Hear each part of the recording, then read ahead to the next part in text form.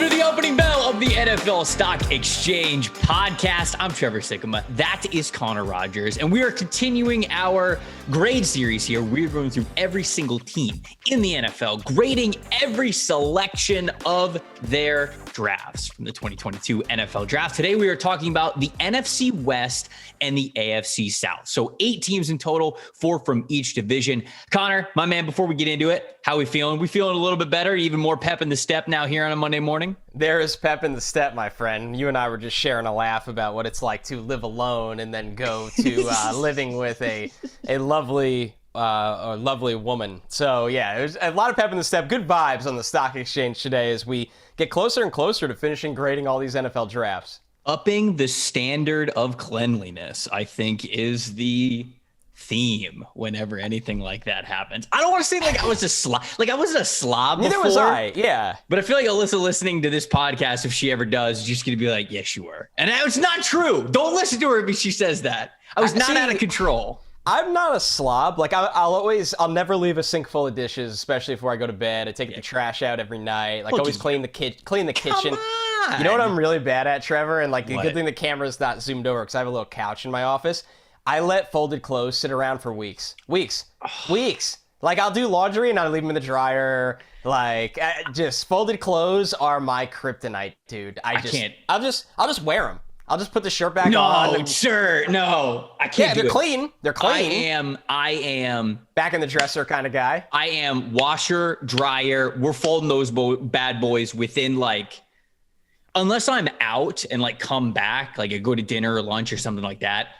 When I hear that the dryer is done, I will get to it as soon as possible because I want to either hang the shirts up or put the shirts back in the dresser because I hate de-wrinkling clothes. So I fold them. Hate doing but that. I don't put them away. I just let them sit on the couch. Yeah, I fold them all. I just let them sit on the couch.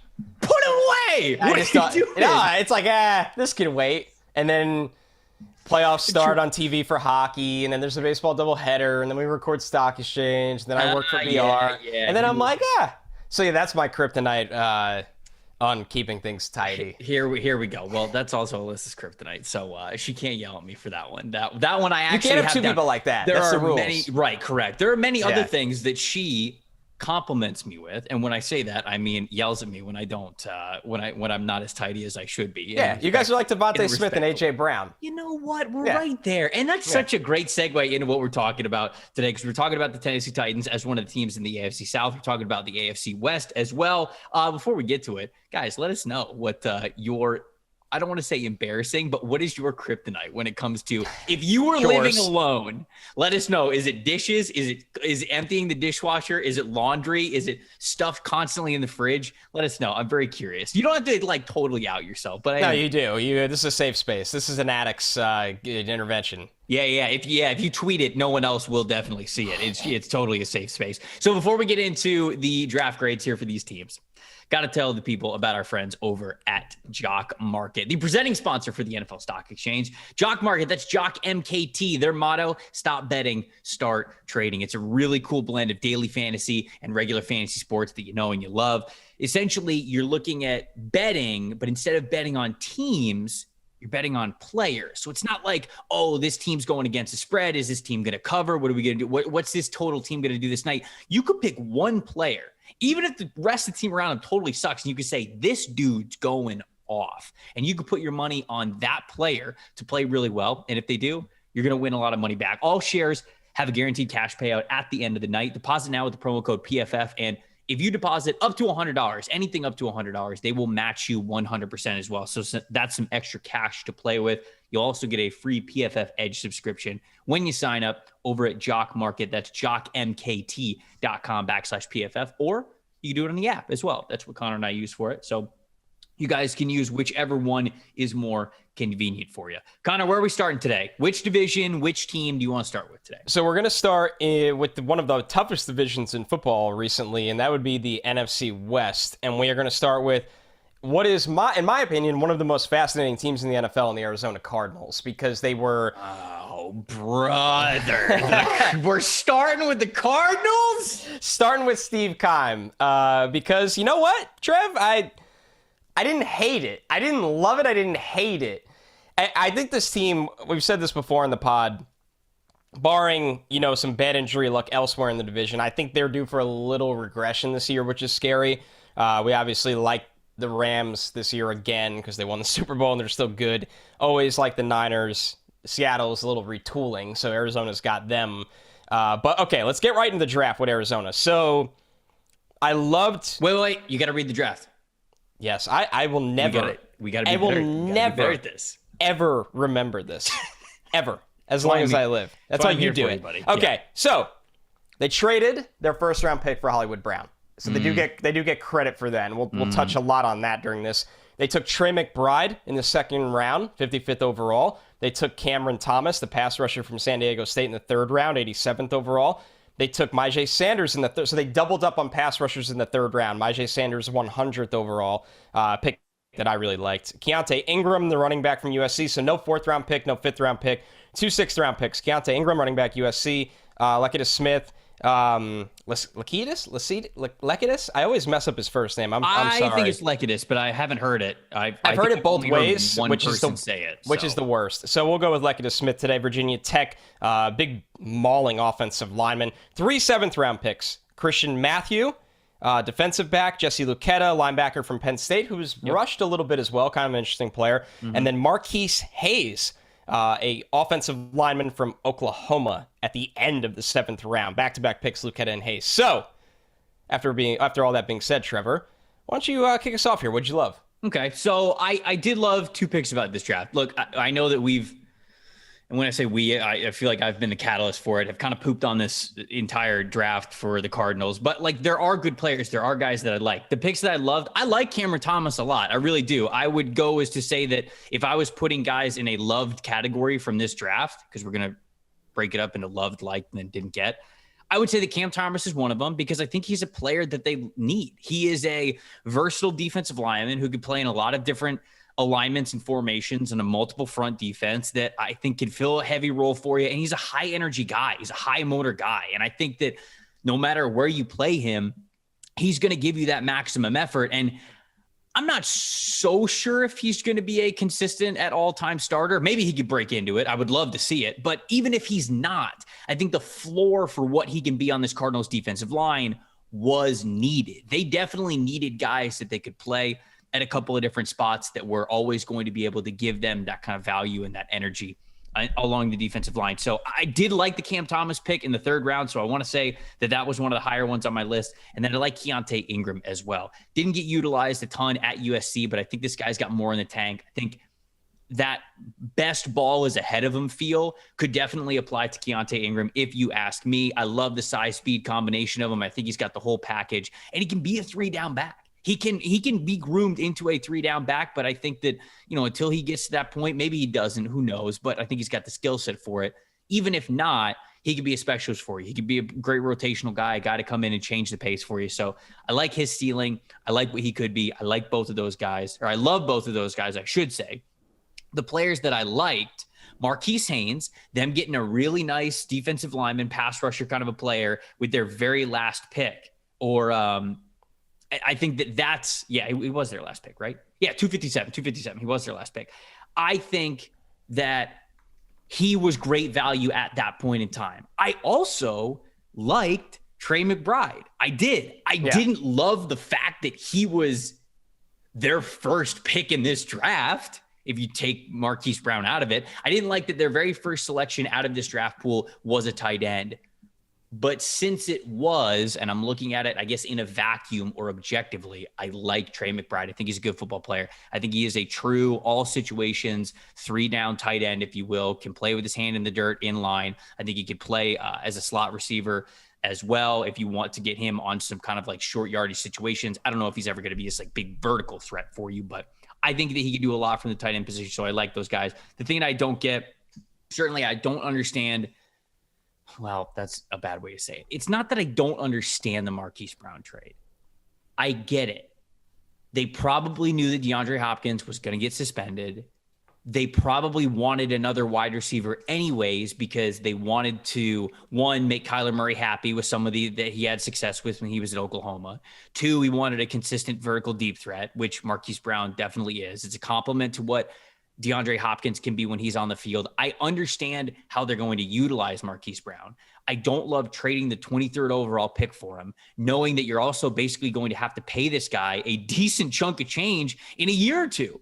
That's what you're going to have to do. So you paid a high price to just get him on the roster, and now you're about to pay another high price to keep him on the roster. So I don't think Marquise Brown is worth that caliber of investment. So I did not like that. I also did not like the fact that they did not eat their vegetables, as Alex Clancy, our guest on the Guest Mock Draft series, said, did not really invest in O-line with priority picks the way that they needed to. And both of those things, I think, were big reasons why I didn't like this draft overall. I gave it just a C grade. What about you, Connor?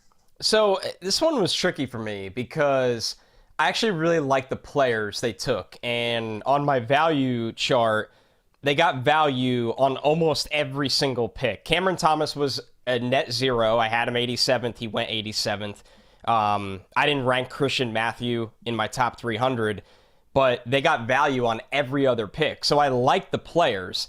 I don't really like Arizona's process. And I know this is a constant crapping on Steve Keim, and this actually has really nothing to do with Steve Keim today. I loved Myjai Sanders. I loved Marquise Hayes. I do think Hayes can be an upgrade in pass protection on the interior of their offensive line. That's going to help them a lot. It's something they needed. I don't know why he went at the end of the 7th round. I thought he easily could have been taken.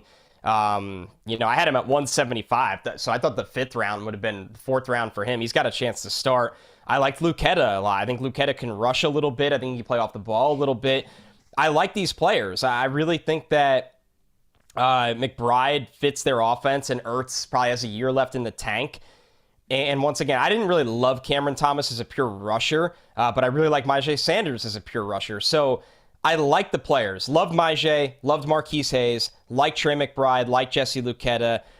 I don't get, they're still playing with fire a little bit on this offensive line, and they're just never going to learn. Cliff is telling you that he doesn't really care at this point because they don't invest significant, taking guys on day 3 for the offensive line, there's a lot of risk in that no matter how much you slice up the value. Right. You're not prioritizing. But getting away from that, my problem with this football team is the Hollywood Brown's going to be good for Arizona because he fits what they want to do. He can win vertically. He's going to get more targets there. It's a good fit.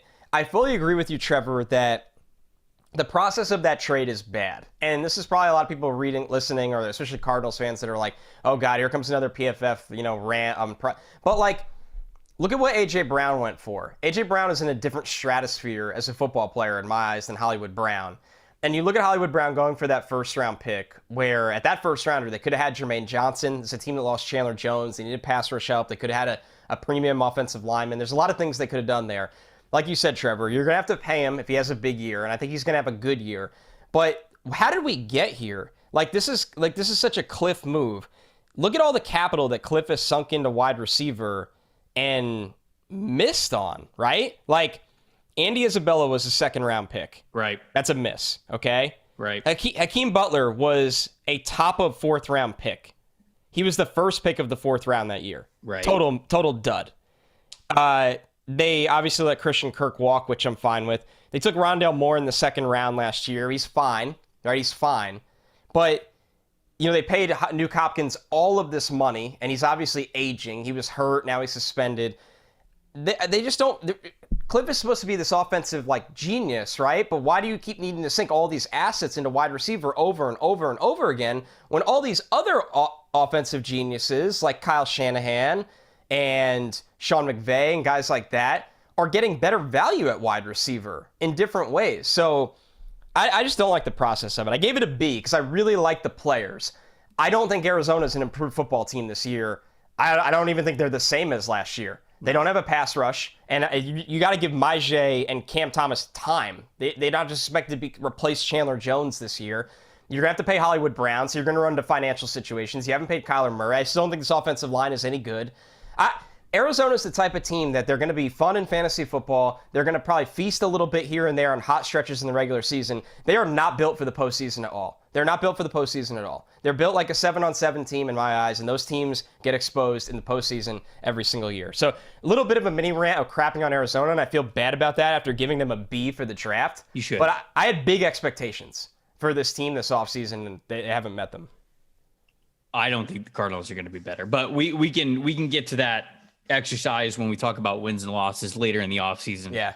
And I think we'll be able to dig into a little bit more of that. Seattle Seahawks are the next team that we're getting to here in the NFC West. They took Charles Cross, the offensive lineman from Mississippi State, number 9 overall in the first round. Second round, they had 2 picks: Boye Mafe, the edge rusher from Minnesota; Kenneth Walker, the running back from Michigan State. In the third round, they took Abraham Lucas, the offensive line from Washington State. Fourth round, Kobe Bryant, cornerback from Cincinnati. And fifth round, Tariq Woolen. Very surprised that Tariq Woolen lasted to the fifth round. Yeah, me too. They picked him up, the UTSA cornerback. Absolute freak of an athlete. Tyreek Smith, the edge rusher from Ohio State. They also got him in the fifth round. And then a pair of seventh round picks: Bo Melton, the wide receiver from Rutgers, another player that I thought was going to go a little bit sooner. And then Derek Young, the wide receiver from Lenoir-Rhyne. What did we think about this draft, Connor? What did we love? What did we like? And what did we not get? One of my favorite drafts this year, and my favorite draft on today's show.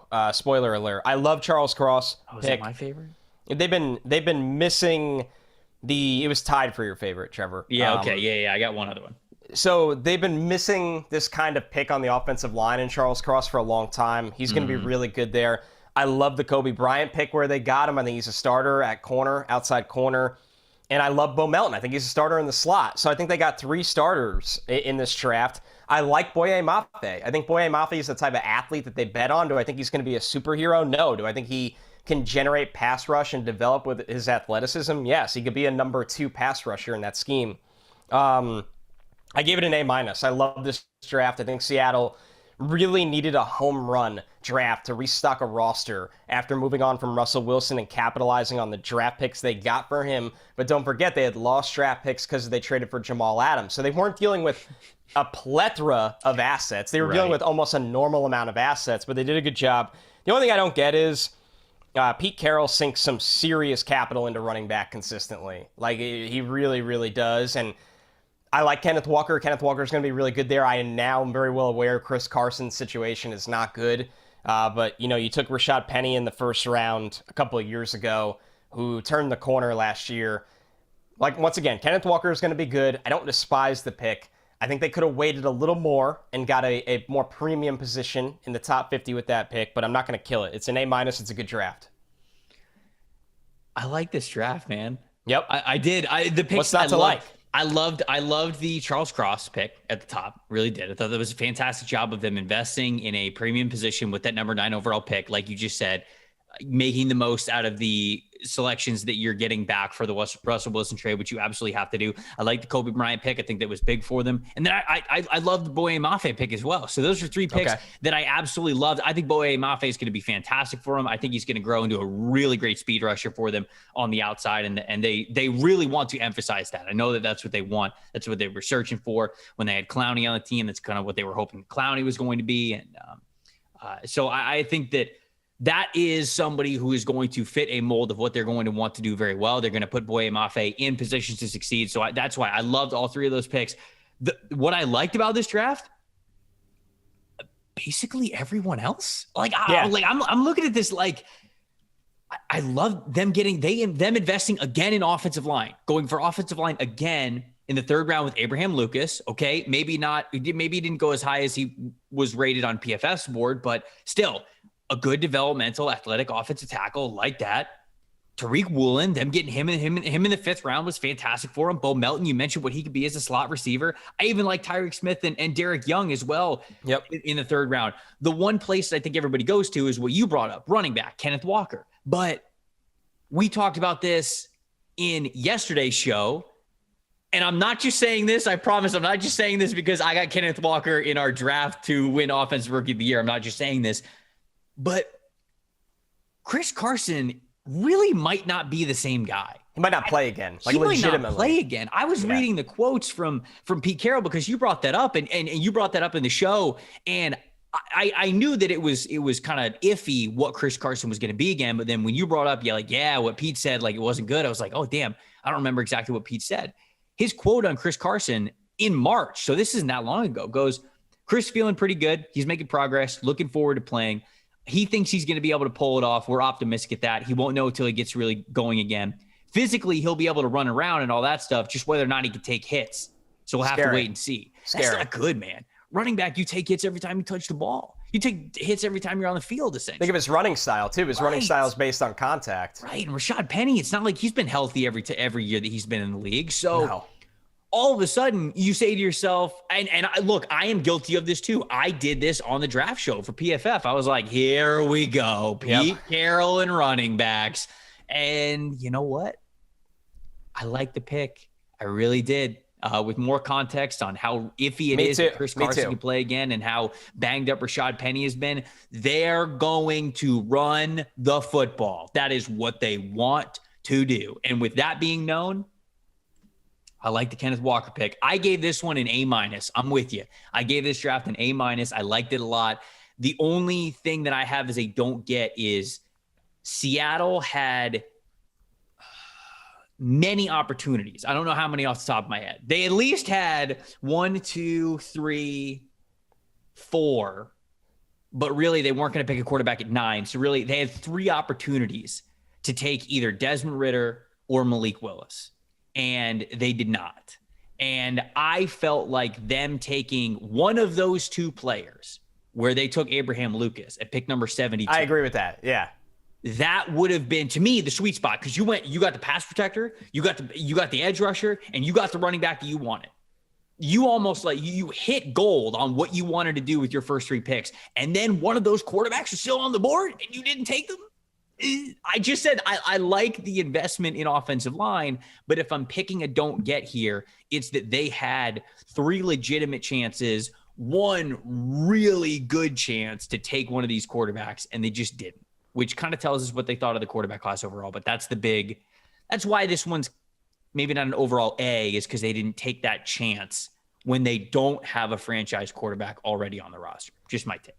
Yeah, I think that they wanted to fully rebuild the offensive line, and I was not an Abraham Lucas guy, but I get the approach. And then you heard Pete say they thought Drew Lock would have been like the first quarterback taken in this draft class. So they really do believe in giving Drew Lock a look this year. And I think they like the fact that, like, with Russ, and this is probably crazy, but I'm just explaining it. With Russ, they always wanted to run the ball first, and Russ pushed back on that. Now they have a quarterback room that they can legitimately just run like Pete likes. And that's probably not a winning strategy in today's NFL, but it's something that they believe in, and you know, they're going to roll with that. So that's why they avoided, they're going to give these quarterbacks a look this year, and then they'll go into a better class next year. And if Drew Lock stinks it up and they're picking top 8, then they'll get a good quarterback. So really interesting. So me and Trevor both giving an A- to the Seahawks, one of the better drafts this year. All right, the 49ers. Connor's best draft of the day. Tied for my best draft of the day. So I got another A- in there somewhere. Yeah, you hand out 2 fat grades today. All right, so the Niners here. No first round pick. Second round, pick 61, Drake Jackson, the pass rusher from USC. 2 third round picks, Ty Davis-Price, running back LSU, wide receiver Danny Gray from SMU. 1 fourth round pick, Spencer Burford, the offensive lineman from UTSA, who's played tackle and guard, probably going to be a guard at the next level. 5th round pick was Samuel Womack, cornerback from Toledo, or defensive back from Toledo. 3 6th round picks, Nick Zakelj, the offensive lineman from Fordham, Kalia Davis, the defensive tackle from UCF, and then Tariq Castro-Fields all the way in the 6th round, the corner from Penn State. And then the 7th round pick was Brock Purdy, the quarterback from Iowa State. So the 49ers had a very, very 49ers draft with taking a running back, as Kyle does, a little early. A lot going on here, Trevor, for an interesting team. Obviously, Deebo Samuel not moved, so maybe not as much draft capital as we maybe anticipated going into the week of the draft. But for me, I love the Tariq Castro-Fields pick. I thought that was great value for a guy that could start at corner down the road. I like Danny Gray and Spencer Burford because they're developmental guys that fit the 49ers. I think Burford's enough of an athlete at guard to run their system and develop like how they developed Laken Tomlinson there when he came over there from Detroit after kind of being known as a bust early in his career. Danny Gray's got track speed, former high school sprint champion in Dallas. Yeah. They're going to find ways to just get the ball in his hands like SMU did on those shallow crossers and run. I don't get the Ty Davis Price pick, and I'm not going to really run this one into the ground because I already have. I don't really get the fit. I thought he was drafted really, really early. I didn't really think the film was that great. I thought he underachieved at an LSU program that had their problems over the last year. Kalia Davis was fine. They got some value picks in this draft. I thought they really, really needed a safety that can be a big nickel kind of safety for them. I thought there was plenty of opportunity to get that guy in this draft, and they just kept passing on those guys over and over and over again. So overall, for me, I gave this a C+. I wasn't very kind to this draft. I think the Niners got some pieces in this draft. They didn't get any star players, but I can't get over the Ty Davis Price pick at a spot where I thought they could have got a really, really good player at a more premium spot, and they could have taken there was better running backs that went 2 or 3 rounds later. I don't know what else to say. Ty Davis Price needs to make a large donation to the University of Florida for being drafted as high as he was. That one because game. If he did not have that 287-yard, 3-touchdown game that LSU beat Florida, his stats are not great. There are a couple of games that he even had this year where he averaged 100 yards, where the yards per carry average are just not that great. And that's what you look at over the last couple of years. He has not been that big of a breakout of a player. And look, maybe the vision's phenomenal. Maybe Kyle Shanahan loves how he's going to play behind his offensive line and his running scheme. But I agree that pick was silly, especially when you look at the fact that they picked 2 running backs last year. And we've already talked about this, so I'm not going to spend too much time on it. But they had a late round running back hit last year. Elijah Mitchell. You had it hit. What are you doing drafting? Did they just hate Trey Sermon? Well, I mean, Trey Sermon was hurt, right? And that's kind of been Trey but like Sermon's they think he's just hurt forever. He's always been hurt in college and everything. Right, but like, right. Maybe Trey Sermon was a 3rd-round pick last year. Maybe they just don't love the availability. I don't know. That's all I've got. Here's my thing. This isn't an anti-running back rant. Like, I like the Breece Hall pick for the Jets. I've really come around on the Kenneth Walker pick. Yeah, I'm a homer. It's because I'm a homer. Man, there was a lot of running back picks I really liked in this draft. James Cook to the Bills. There's millions of them. Dameon Pierce to the Texans. Oh, loved that pick.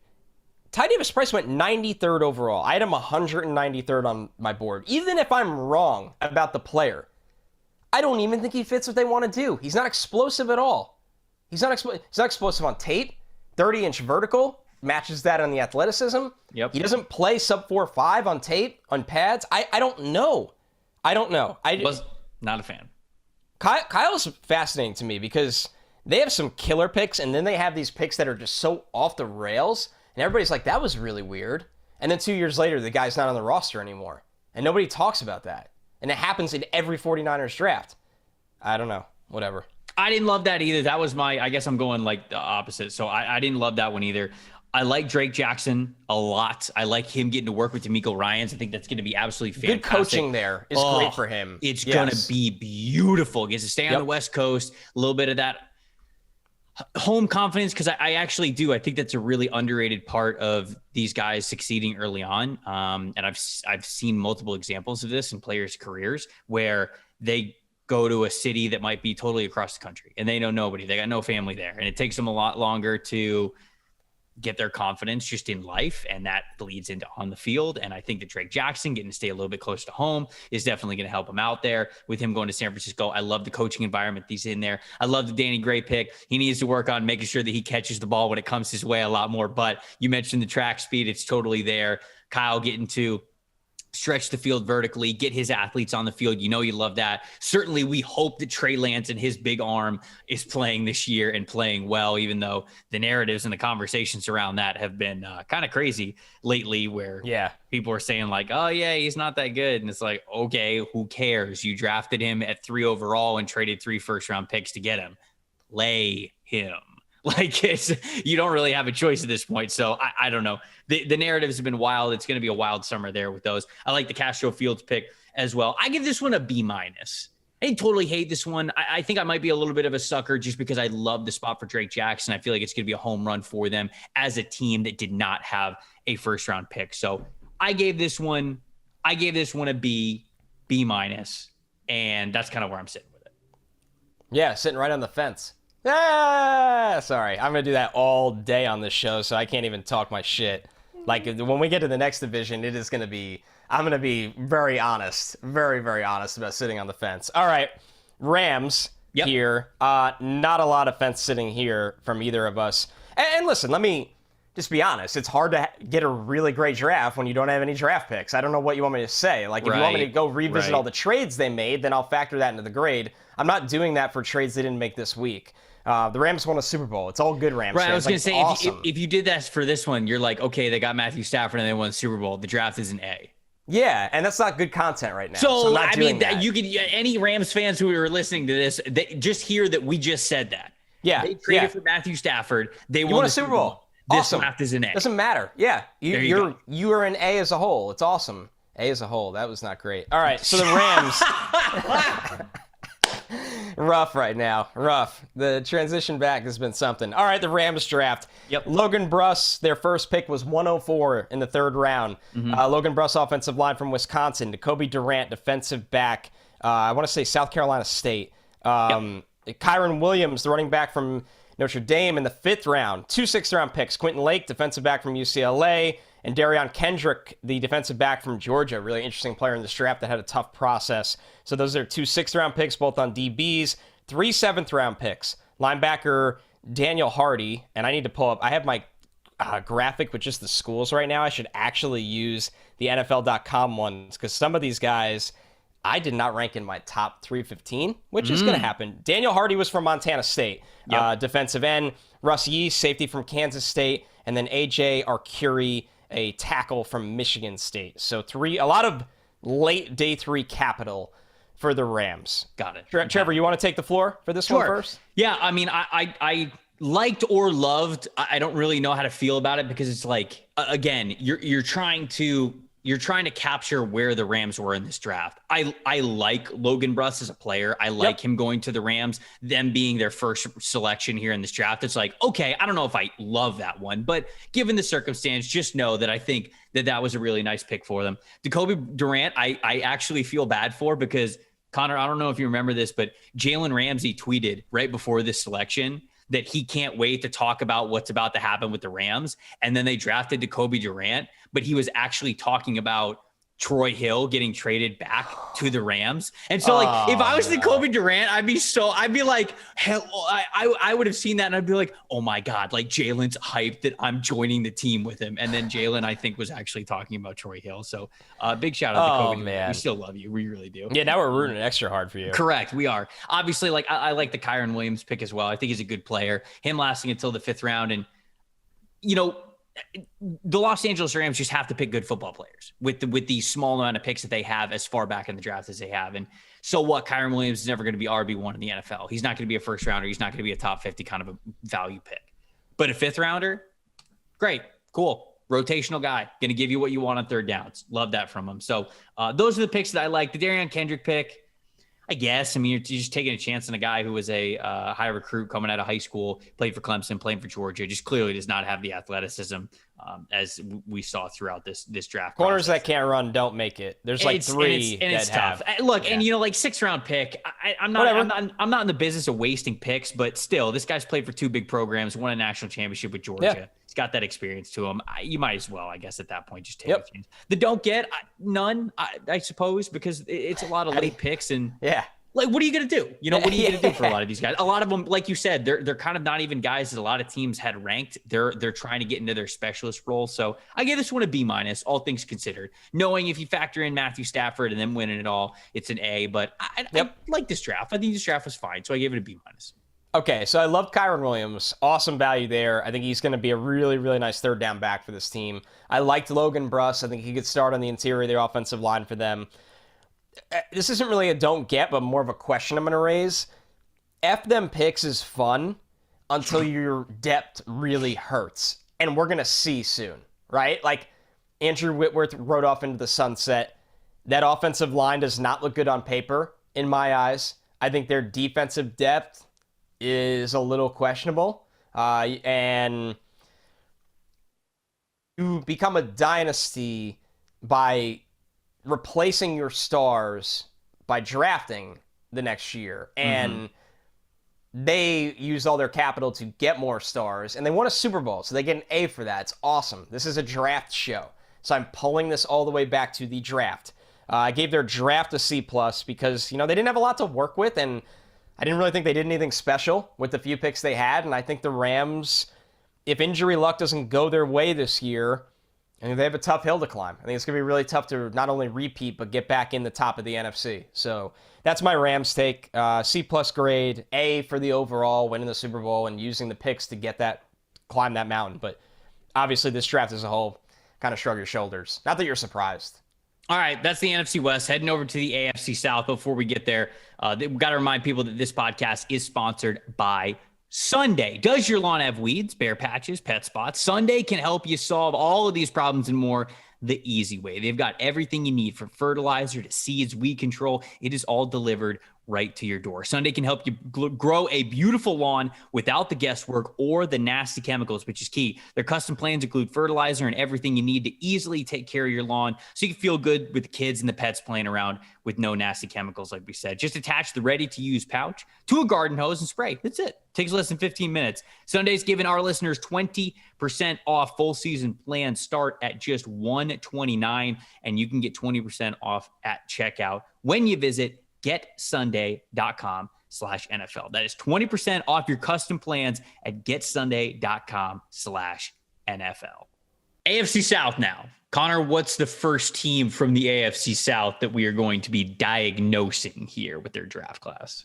Indianapolis Colts. Obviously Okay. a fascinating team, made a big move, got Matt Ryan in the offseason. Carson Wentz out the door. No first-round pick because of Carson Wentz trade initially. Yeah, so, oh God. So a lot to unpack with the Colts. A team that is expected to contend by now. Chris Ballard has been there for a while. He's had his fingerprints on this roster. They think they got the right quarterback in play. They think it's a division that they could take advantage of. So for the Colts here, let's take a look at their draft. They obviously, first pick was in the second round. Alec Pierce, the wide receiver from Cincinnati. 3 third-round picks. Jelani Woods, the tight end from Virginia. Bernard Raymond, the offensive tackle from Central Michigan. And Nick Cross, the safety from Maryland. 5th-round pick, Eric Johnson, pass-rushing defensive tackle from Missouri State. 2 6th-round picks, Andrew Ogletree, the tight end from Youngstown State. And Curtis Brooks, another pass-rushing defensive tackle, this time from Cincinnati. So they dip into that Cincinnati well not once, but twice. And then Rodney Thomas, a defensive back from Yale, to end their draft in the 7th round. Trevor, what'd you love? I loved a lot, given the fact that they didn't have a first-round pick, which I just kind of jokingly said was a great move from them.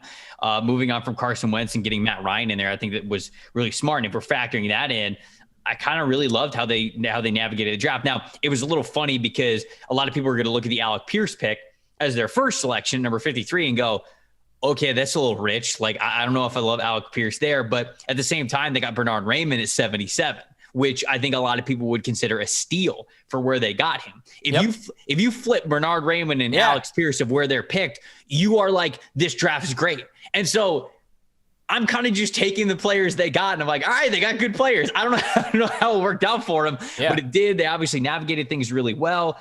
They knew something about Raymond, I guess, that he was going to fall a little bit there. So great for them to wait and be able to pick up on him. Probably a little bit of luck involved, but that is the NFL draft. I liked Alex Pierce. I like that he is a big-bodied, athletic player that they can use on the outside that can really help them vertically. Michael Pittman, I think, is growing into a full-time, all-around, number one X kind of receiver for them. But I love the fact that they got a bigger guy with a ton of athleticism to play opposite him and really stretch the field. You hope that's opening up stuff underneath for their tight end passing game. Certainly everything that Jonathan Taylor can do out of the backfield as well. You're hoping Paris Campbell can be that guy, can stay healthy and be that guy as well. So I like his fit in that offense. Jelani Woods went earlier than I thought he was going to, but at the same time, I guess he's just such a freak athletically at tight end that it's hard to really wait on him, I guess, because everyone in the league is probably looking at this guy thinking of what he can be, 6'7", 265 pounds, and just moves at an unbelievable level. So the theme between, I think, really all of their first 3 picks, Alec Pierce, Jelani Woods, and Bernard Raymond, is that athleticism in bigger bodied players, which is something that you want to cover. That's what the NFL is all about. You're taking swings at these bigger guys who can really help out the athletic ceiling. And Nick Cross as well. I think that he is another player who's a great athlete. I should have just mentioned him as well. All 4 of those guys, I think they're really coveting athletes, and they did a good job doing that. The didn't like in this class, because I'm a little nitpicky here, but it's clear they have a type. Like, I think redundancy was the word that I was going to use as maybe something I didn't get for the Colts, because, okay, Eric Johnson, he's a big body defensive lineman. Rodney Thomas is built differently, but he's the same thing. He's like more of a tall, well-built, kind of a bigger guy there. Alec Ogletree is the same kind of form that Jelani Woods is in, and you're taking a chance on these extremely raw, athletic, pass-catching tight ends, and maybe you could have gone with a little bit more of an established one later. I don't know. I just felt like that's a little bit of a risk, but hey, if both of them hit, you're getting 2 incredible mismatches there. Really did like the Curtis Brooks pick because he's an older prospect, but he is definitely a guy who knows what he's doing pass rush wise. I mean, he had an elite pass rush grade from PFF last season. So older prospect, but you're hoping that with that being the case and the production that he's already shown at Cincinnati, you draft him, you get to play him right away, get those benefits there. So I really did. I liked this draft. I gave it a B+. Maybe could have given it an A- if I knew exactly what they were going to be able to do from some of the guys that are similar that they drafted a little bit on day 3, but give it a B+. I did like this draft. Yeah, it's clear they value size and athleticism as much as maybe anybody in the NFL, right? When you look at all their picks and the style of pick they made, and you look at the structure of this offense right now, Michael Pittman and Alec Pierce, 2 big wide receivers they have in this offense. Mo Alley Cox, Jelani Woods, obviously huge athletic kind of tight ends. The way they build their offensive line, their running style with Jonathan Taylor. So for the Colts here, I love Bernard Raymond. I thought the value, like you said, Trev, was great there. I think he can really, really fill that void that they've had to worry about with the loss of, Eric Fisher, obviously. So I think Raymond can come in, and that was just excellent value. I like Curtis Brooks, and I like Nick Cross. You're taking athletes on defense that instinctually have not put it all together, but there is a place where they do, and they start making really big plays, especially Cross, who is such a good athlete that it makes up for his lack of instincts at times. And if it starts to click for him before, he's going to get there, and those pass deflections are going to be interceptions. So I'm with you. I really like what they did on day 2. There's nothing I don't get with this team. It all kind of made sense for who they are and what they want to be. So I gave it a B. It's hard to get into the A when you don't have that first-round pick. That kind of held them back here. Obviously, they don't get bonus points for trading that first-round pick for Carson Wentz. That does not help their grade here. So I like the players they got.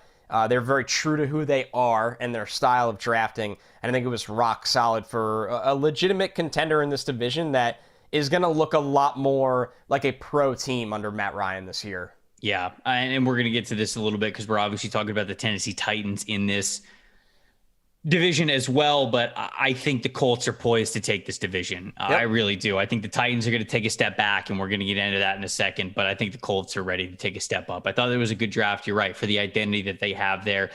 As long as they're getting something out of the players that they were drafted on day 3, who I thought they might have already had molds from, shoot, maybe that's exactly what they wanted. They just wanted more of those guys. As long as they know how to use them, I think it's a really great draft for the Indianapolis Colts. Let's look at the Jacksonville Jaguars next. Let's go to Jacksonville. Trayvon Walker obviously is the 1-1 at the top of this draft, number 1 overall, the edge rusher out of Georgia. They go Devin Lloyd at 27 in the first round. They trade up from the very beginning of the second round back up into the first round to go get Devin Lloyd out of fear that he would not be there because they thought the Patriots were going to take him, which I thought was very funny. Didn't have a second round pick because of that, because they picked twice in the first round. Luke Fortner, the interior offensive lineman from Kentucky, at 65 in the third round. Then Chad Muma, the linebacker from Wyoming, at 70 in the third round. No pick in the fourth round. Snoop Connor, the running back from Ole Miss, at 154. Gregory Jr. in the sixth round, the corner out of Ataucha Baptist, I believe is how you say that. And then in the seventh round, Monteric Brown, the cornerback from Arkansas. What'd you love? What'd you like? What didn't you get, Connor? I love the Devin Lloyd and Chad Muma pairing. I think it's going to be awesome. I think it's going to be a staple of the middle of their defense for a very, very long time. I really, really liked Monteric Brown.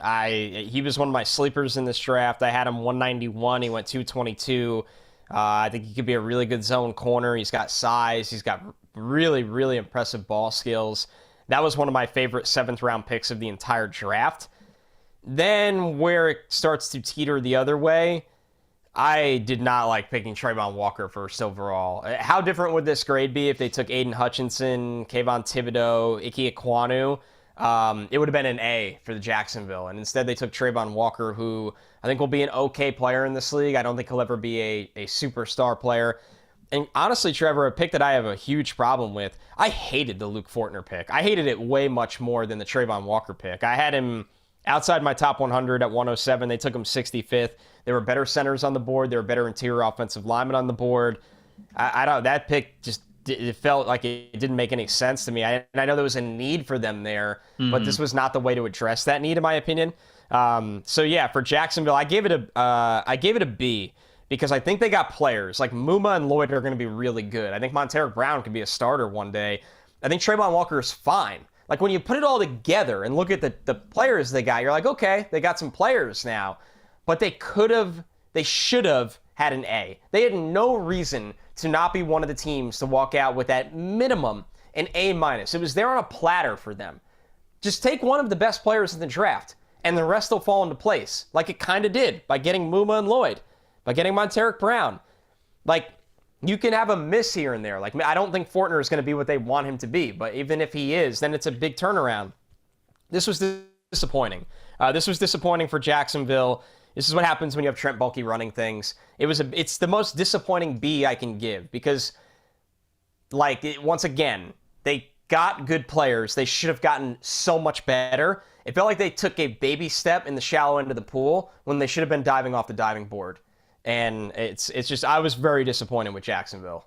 Yeah, they took... now, look, I like Fortner. I do. I think I'm higher on him than you are. And they needed a center. But they took Fortner at 65, and Dylan Parham went 90. So that is a significant gap, if you ask me, for a player that I thought was even better, even if they wanted just a center.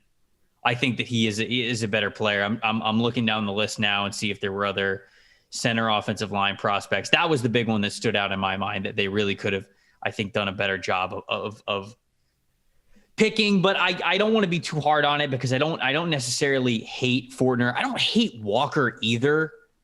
I don't hate Walker at all as a player. There's just so many other players that I had ranked ahead of him is the thing that makes that one tough to pick at the very top of the draft. I get what they're doing. I get what they're doing with Fortner. I get what they're doing with Walker. I just would have went different directions. And of course, instant grades. They haven't played a snap yet in the NFL. Here's one for you. We're going to go off of our big boards. So yeah. When was the last time the number 1 overall pick was talked about this little? Ever. When do you ever hear since this draft people talk about Trayvon Walker? Yeah, I mean, I don't know. I'm looking now. Let's Eric Fisher. 2013. Eric Fisher. That's the answer. The draft this was always compared to was 2013. Maybe Jake Long in 2008. Jake Long was an animal, though. Animal. He was just hurt. Right. But he was a freak as a prospect. Where it was like, yo, I know it's a tackle and it's boring, but he's really different if he can stay healthy. Eric Fisher's probably the only one who's in a similar conversation since the year 2000. I'll say that. Yeah, I don't know. It's a tough one. I love the Devin Lloyd pick. I like Devin Lloyd a lot. I think he's going to be a really great football player. I hope you're right with the Chad Muma pairing because I had Chad Muma as linebacker 3 in this class. I thought it was weird that the Jags used that many premium picks and then also premium salary cap money in free agency on Foye Oluokun on a linebacker. And it's like, okay, you got a lot of money and resources in linebacker now. You better hope it works out and you better hope that it gives you more value than linebacker maybe traditionally does. So that one's a little bit, I can't love the Muma pick, even though I love Muma the player, just because I didn't really like how they navigated it. I like the Monteric Brown pick. as well. I have Muma in the light category, but then I've got Walker and Fortner in the don't really get. Those are guys who fine players. Again, it was just, I gave this draft a C-. All right. I'll just be honest with it. I gave this draft a C-, and it's not even because I hate the players that they ended up coming up with. And you put it great. I do not hate this group of players. It's weird how Jacksonville acquired them, where they acquired them, and what the thought process was in acquiring them. That's kind of my take in it. At the end of the day, the draft weekend is about getting players who will benefit your football team, who will make your franchise better. And if the Jaguars did that, I guess, who cares about the order? Who cares about how it went versus my big board? Whatever. Because I think that these players could be good players for them. It's just weird how they went about it. And I'm not a fan of the process that they had to get to this point. Yep. That's kind of my overall thought on it. I mean, I know it's hyperbole, but shouldn't everybody in the Jacksonville position, like the Jets, eventually the Texans, there's a lot of teams like this, the Lions, don't you want to make the turnaround that the Bengals did where it's impossible, like it's rare. I don't want the Bengals to become this model, but your goal should be that, where you're like, this is going to make us a lot better. Jamar Chase is going to make us a lot better. I just don't, when I look at Jacksonville, I don't feel that way. I feel like they're just constantly crawling. They think that, though. Oh, that's not good. They think that. Clearly, they made the picks. Yeah, you're right. I don't think that they're not happy about the picks. I'm just not exactly a Trent. My prediction of this is going to be that they're fine because Doug is a competent coach. Yeah, Balky gets pushed out by the end of the year because they realize they reached on a couple of these guys. And they're going to look back at this draft and go, man, if Doug had the reins, this could have been an awesome draft. But now they're playing catch up again, and they're just an average team. Anyways, that's it about Jacksonville. This is what I fear. All right, the Texans. Obviously one of those teams that... Hell yeah, baby. This is a big draft for Houston. Hell yeah. A really, really big draft for Houston, a team that made a lot of moves in this draft. Made a lot of moves before the draft. So the first pick was Derek Stingley, the corner from LSU. Mm-hmm. Another first-round pick, Kenyon Green, the offensive lineman from Texas A&M. 2 second-round picks, Jalen Petrie, safety from Baylor. John Mechie, wide receiver from Alabama. Third-round pick, Christian Harris, linebacker from Alabama. Fourth-round pick, Damian Pierce, the running back from Florida. Thomas Booker was one of their 2 fifth-round picks, the defensive lineman from Stanford. Tegan Quatoriano? I always do this. Quintoriano. Quintoriano, I believe. Quintoriano. Yes. All right, the tight end from Oregon State, Austin Deculus, 6th round pick. That one screws people up, and you nailed that. Oh no, that one.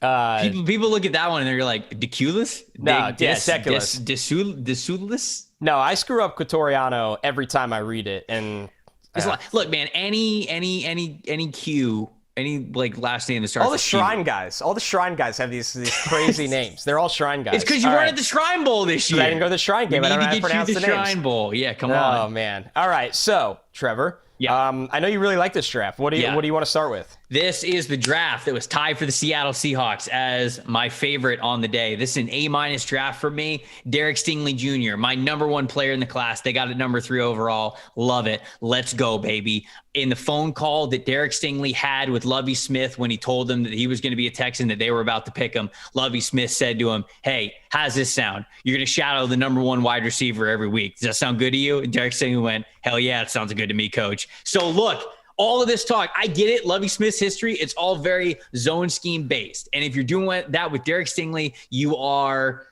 what's the phrase, like keeping a Ferrari in the garage or something like that, right? Yeah. That people say, it's like you are not maximizing what Derek Stingley could be. But it's you're not letting Rich Strike gallop. But it is yeah. It's good. It's topical. It's good. Love it. Love the switch there. He ain't no underdog, though. Not anymore. He's not.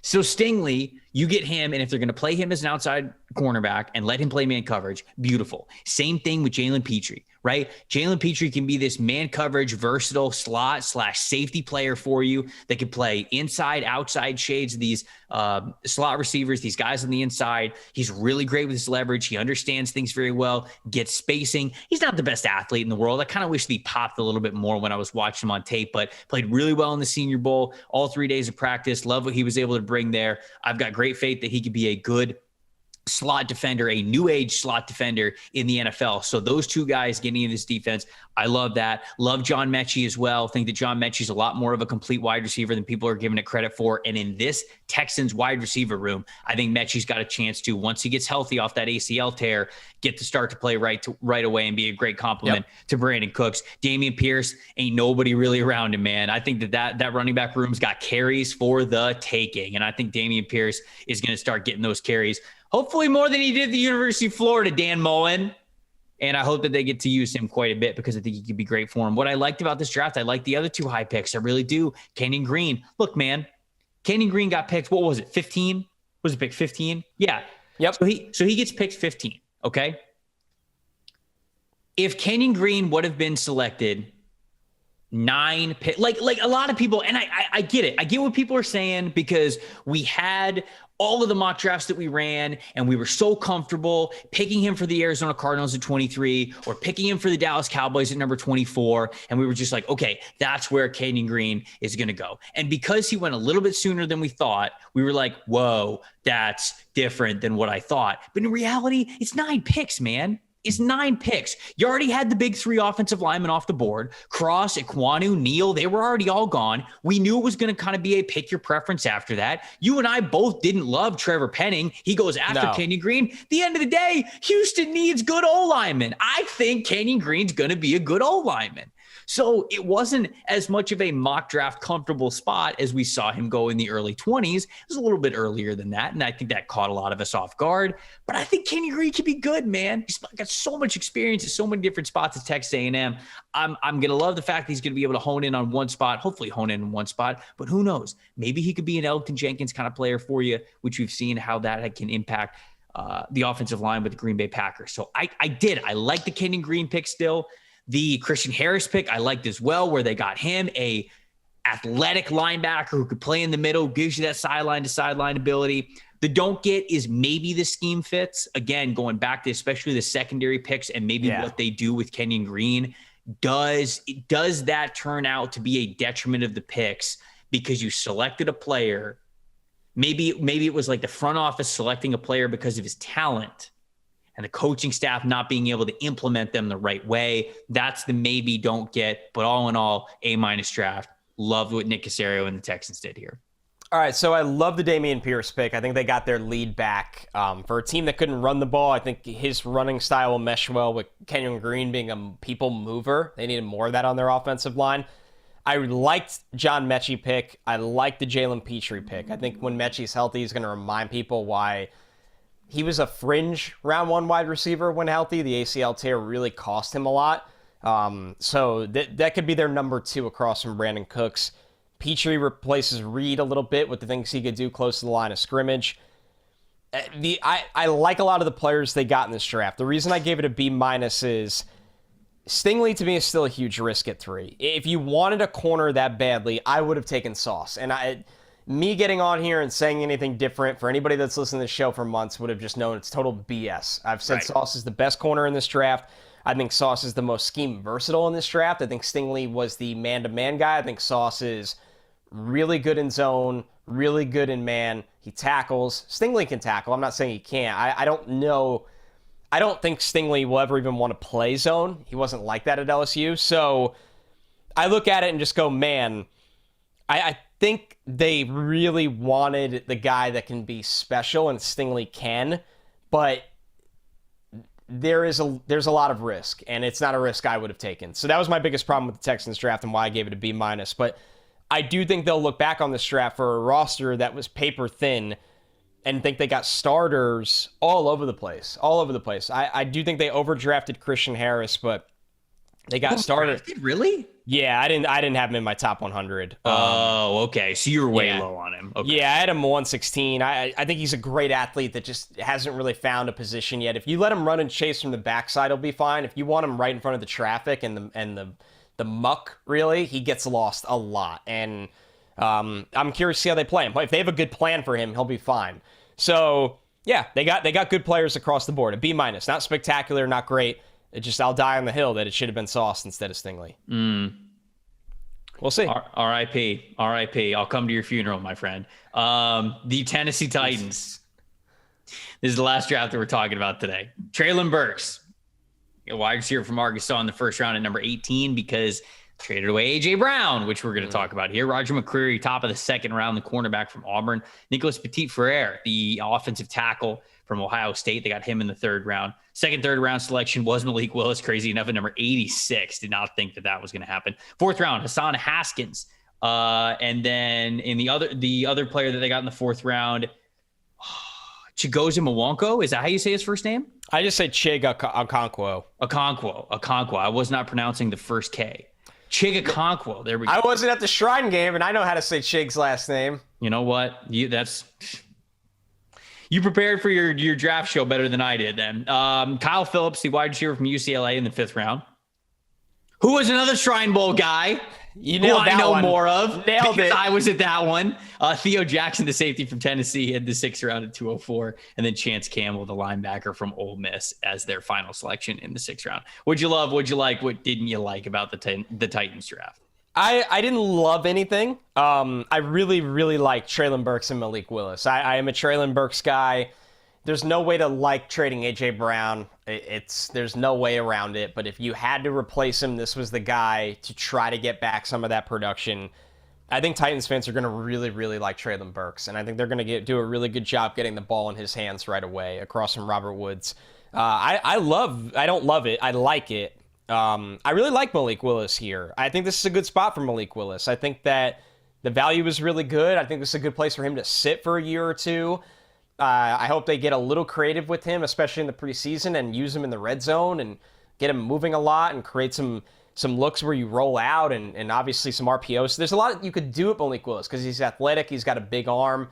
That while you're developing him off the field, there are wrinkles to get him involved. So I'm excited about Malik Willis. Hassan Haskins is a classic Derrick Henry backup, big north-south runner. Let's go through it a little more here. Yeah, so, and then the only one I didn't get, they reached on Petit-Frere. It's fine. Everybody reaches on offensive linemen. I have him at 92. They took him 69th. Not that crazy. I do think their offensive line is a little more leaky than we've ever seen before with some names out the door. But, overall, and I like Roger McCreary, too. I think they have depth at corner, which is really exciting for them. They could use it. So I actually think Tennessee did a good job, all things considered. I gave them a B+. I actually think this draft was one of the better ones they've had in recent years. I think they got some players on the back end that are going to be serviceable backups. Okonkwo was their type of tight end. They love those athletic guys that you could even run like jet sweeps with or get on the slip screens where they chip and sit in the middle of everyone and you dump them the ball and run. He could do that. So Tennessee's, this draft will be remembered for two things, though, Trevor, after all of that. One, if Treylon Burks can be 80% of A.J. Brown. And two, if Malik Willis is actually the guy after Ryan Tannehill. Nobody will care about anything else. It's an interesting draft for the Titans. I gave it a B-, really out of the benefit of the doubt for John Robinson, the general manager in Tennessee. The A.J. Brown trade is tough. In reading some quotes afterwards, they talked about how the gap between those two players, or between the two parties to come up with an extension, was hopelessly vast. And when I look at A.J. Brown's contract and what he agreed with the Philadelphia Eagles, I mean, it's not that bad, man. I would pay him. I mean, like he's a guy you pay. He's getting $25 million a year, so he's getting paid as a top 7 wide receiver. His fully guaranteed money is, I think, top 3 for wide receivers, and his total guaranteed money is top 7 for wide receivers, and then his fully guaranteed money is the most. $56 million as a fully guaranteed amount, I believe, is the most for a wide receiver. But it's essentially a 3-year deal when you look at it. He's 24. The guaranteed money goes out the window 3 years from now. If you're Tennessee, you just got the 1 seed. Without Derrick Henry, you just got the 1 seed.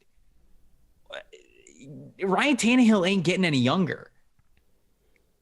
This is your winning window. Yeah, you're right. You just paid Harold Landry. You just paid this money for these guys to not go anywhere on your team, to stay good.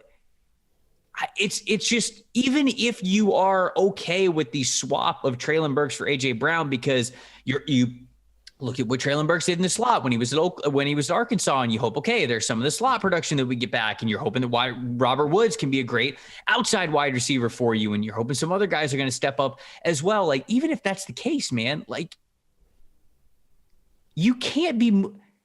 It's not like AJ Brown reset the market, right?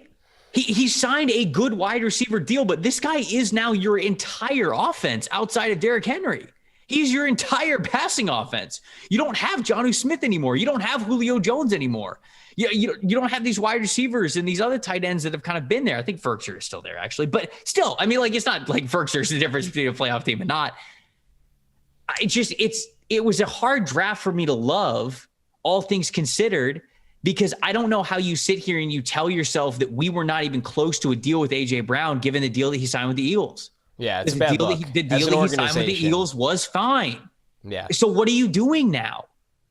Is Ryan now you drafted a quarterback who is now going to be immediately in the shadow of Ryan Tannehill, and the second Ryan Tannehill stops playing well, the fans are gonna want to put Malik Willis in. Yeah, you put an accelerator on your own timeline for a winning window. Now you are hoping that Treylon Burks can be something for you very soon, or else you are immediately a one-dimensional football team. You mentioned how the offensive line's not as dominant as it has been in the years past, or it's not shaping up to be this year. It's hard, man. I love the Hassan Haskins pick because of what you mentioned. I think he's a perfect backup to Derrick Henry. It's exactly the style of player that they're going to go for. I like Malik Willis going this late. I like them taking a chance on him. I like Roger McCreary. He was a top 30 player for me. I think he's a great secondary guy. And now they've got Christian Fulton, Roger McCreary, Caleb Farley. In theory, when all those guys are healthy, it's a great secondary group. Love Kyle Phillips and what he could be as a quick hit, reliable option, almost like a Hunter Renfrow type. I even like the chance came. Shameless. It spells itself out, man. If there's ever been one before, it feels like it's this one. And I like the Chance Campbell pick. I do. I think he's going to be a good linebacker for him on a team that I think needs some linebacker depth. So I like all those picks, but the Brown pick is just, it's ugly to me, man. It's ugly given the fact and the context of what we heard before. The Petit Frere pick I just thought was a reach because I've never been a big fan of him. Again, I give this a B- because of the benefit of the doubt to John Robinson, but this Titans draft's a tough look for me. I think the Titans got objectively worse this offseason. I agree. I already thought that they overachieved last year with 12 wins, being the 1 seed. The AFC around them got a lot better, and I'm not shocked if the Titans don't even make the playoffs this year. And if they don't make the playoffs this year, all of a sudden you're looking at Ryan Tannehill a lot different. You're looking at some of your other veterans a little bit different because you're also going to have to pay Jeffrey Simmons pretty soon. So it's like, tides could be turning real quick here for the Tennessee Titans. And I know Mike Vrabel ain't happy about it, but maybe Mike Vrabel and John Robinson aren't seeing eye to eye. Maybe John Robinson sees a mini rebuild coming up when Vrabel wanted to go all in. And I don't know. It's just going to, it's going to be very interesting to see how things play out in Tennessee this year. I think you run the risk of losing trust with your fan base when you come out and kind of pound your chest and say, this guy's going to be here as long as I'm around. And I'm not blaming Mike Vrabel because maybe he wasn't as involved in this situation as these guys typically are. But if you're a Titans fan, you have to feel disappointed, right? Like, how can you not? And I love Treylon Burks, but it's not fair to think Treylon Burks is going to be AJ Brown. It's not. I don't really think that's fair. AJ Brown was a pretty special player, and during his time at Tennessee, he turns 25 years old this summer. He's getting better. I don't know. It's tough. It's tough in a division that the Texans and Jaguars kind of rolled over last year. I don't think they're good this year, but they're going to put up a fight. But the Texans had a good draft. And yes, Doug Peterson, Doug Peterson is now the head coach in Jacksonville with Trevor Lawrence, right? Lovie Smith with the Texans. It's no guarantee anymore. And I just looked it up. Ryan Tannehill's contract, he's 34 years old. The contract was absolutely uncuttable for the last 3 years. Yeah. But after this year, he turns 35 and his contract gets pretty decently cuttable. He becomes a $36.6 million cap hit, but they save 20. How much do they save? What's math here? What's math? A little under 20 million. They save a little under 20 million. So he would. They're gonna keep him around. But you just drafted Malik again. Like, what happens if the Titans win 6 games this upcoming season? You're treading water, which is the worst place to be. I'm not like 100% saying that that's going to happen, but don't sit here and tell me that's not within the realm of possibility. If they win 6 or 7 games, what do? Because you've got Malik Willis then sitting there. If Ryan Tannehill's coming off a bad year, if this passing offense is not where it needs to be because Treylon Burks is taking a little bit longer of time than he needs to get up to speed. I'm just saying, man, I'm worried for the Tennessee Titans. Titans fans out there, I'm worried for you. I hope it works out for the best. I truly do, but I'm a little bit worried for you. Before we get out of here, I got to remind people the NFLSE, those 5 letters, will save you 25% on a PFF subscription over at PFF.com. You get the fantasy football guide. You get the in-season betting tools. You get the draft guide. You get all the premium stats. You get everything. So go check it out. Look at the different pricing models that we have for the different subscriptions over at PFF. And if you don't have one, use that promo code NFLSE when you sign up, and you'll get 25% off. Connor, we got 1 episode left with the divisions. 1 episode. It's been fun, man. This has been real deep in these draft classes. Talking about the day 3. It's the good stuff. I'm going to miss it. You get a little sad on the last one, which will be Thursdays, because that's really it.